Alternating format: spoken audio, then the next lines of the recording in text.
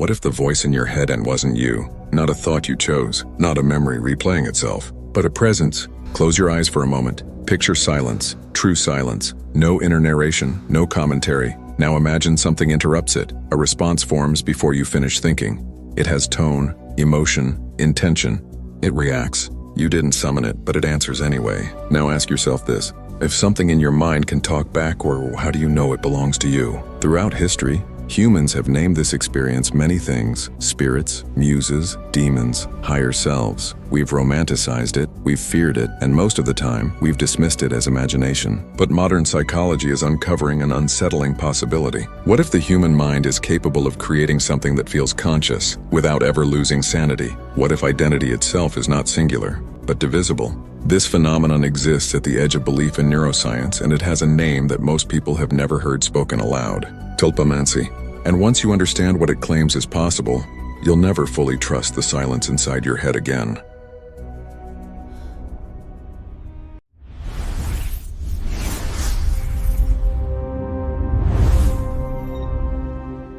Segment 1. The origins no one talks about.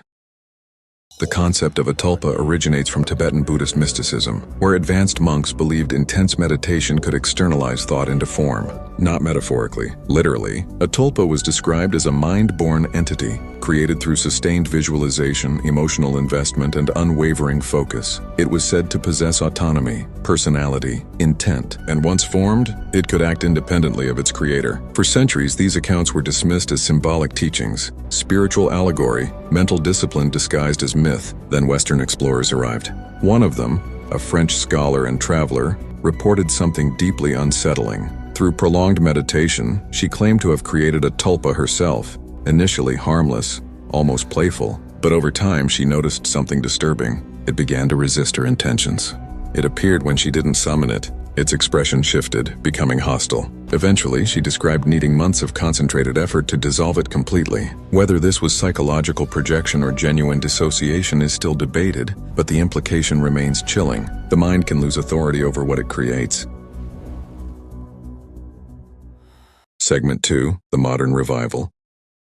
Fast forward to the internet age. Tulpamancy didn't disappear, it migrated. Today, thousands of people openly practice it in online communities. They reject spirituality entirely and insist this is a psychological skill, one rooted in attention, repetition, and neuroplasticity. Their claim is simple: if the brain can learn a language, build a personality, or simulate entire worlds in dreams, why couldn't it simulate another mind? Practitioners begin by constructing a personality from scratch, assigning traits, preferences, emotional patterns. They speak to it internally, imagine responses, reinforce reactions. At first, it feels like pretending. Then something changes. Responses begin to arrive unprompted. Emotions surface that don't match the host's mood. Thoughts interrupt instead of following. This is the moment tulpamancers describe as sentience. And this is where psychology gets uncomfortable, because the brain doesn't distinguish between imagined repetition and experienced repetition. To neural pathways, attention equals reality. The more you feed a mental process, the more independent it becomes. Segment 3. When psychology meets the abyss. From a clinical perspective, tulpamancy resembles something far more familiar and far more dangerous than mysticism. It mirrors controlled dissociation, the deliberate compartmentalization of cognition, a process where the mind separates parts of itself in order to manage complexity, emotion, or overload. These mechanisms already exist in recognized psychological frameworks. Internal family systems therapy treats the psyche as a collection of parts. Narrative identity explains how we construct internal characters to make sense of ourselves. And in its most extreme form, dissociation fractures identity entirely. But here's the critical distinction. Tulpamancy is not accidental. It is engineered. You are not uncovering hidden aspects of the psyche. You are shaping them, reinforcing them, teaching them how to respond. One of the most influential thinkers in depth psychology, Carl Jung, believed the mind was inherently plural. He described the psyche as populated by autonomous archetypes, inner figures with their own drives, fears, and intentions. To Jung, these figures weren't imaginary. They were functional systems of the mind. The shadow, the anima, the self. Modern tulpamancy takes this framework and pushes it past observation into experimentation. If the mind already contains characters, why not refine one? Name it, speak to it, let it answer. And this is where the abyss opens. Psychologists warn that under stress, isolation, or emotional instability, these constructed voices can lose their boundaries. They stop feeling symbolic. They become intrusive, commanding, resistant to control. At that point, the experiment turns volatile. Because once a mental voice stops asking permission to exist, it's no longer clear who is thinking and who is being thought. The twist in application. Here's the part that should make you uncomfortable.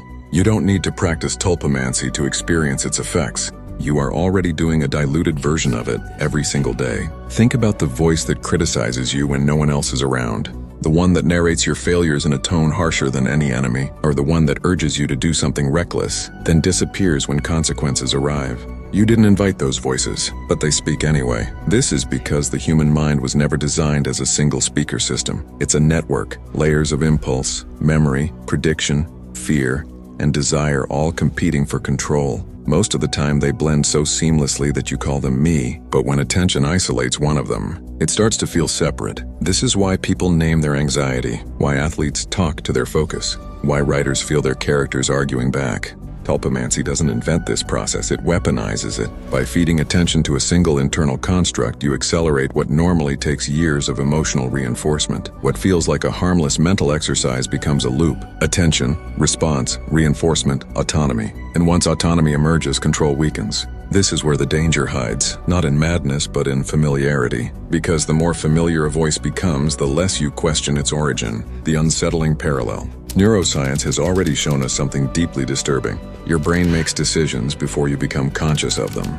Thoughts surface. Intentions appear. Actions begin. And only afterward does consciousness take credit. So when a tulpa speaks first, what's really happening? Is it a separate being? Or is it a cognitive process you've stopped identifying as yourself? The distinction matters less than you think. Because if identity is just the voice you listen to most, then attention isn't neutral. It's power. And whatever voice receives the most attention becomes the one that feels real, when inner voices turn hostile. Here's what Tulpamancy communities rarely emphasize. Not all internal voices are kind. Some embody fear, some embody shame, some embody suppressed anger. When these fragments are given structure, they don't magically become benevolent. They act according to the emotional material that created them. This is why therapists warn that people prone to anxiety, rumination, or intrusive thoughts are especially vulnerable. What begins as curiosity can evolve into internal conflict, where the mind argues with itself in ways that feel external. At that point, the line between imagination and intrusion collapses. And once a thought feels foreign, it becomes harder to challenge. So let's end with the question that actually matters. If attention can create autonomy, if identity can fracture under focus, if voices don't need bodies to feel real, then what exactly are intrusive thoughts? Why do some thoughts feel like they don't belong to you? Why do they arrive uninvited, speak in unfamiliar tones, and vanish without explanation? And why does fighting them often make them louder? Maybe the scariest part of Tulpamancy isn't whether you can create a sentient being in your mind. Maybe it's the realization that the mind has always been doing this, quietly, invisibly, without asking your permission. Because once you understand how easily attention creates voices, you're ready to confront the darkest question of all.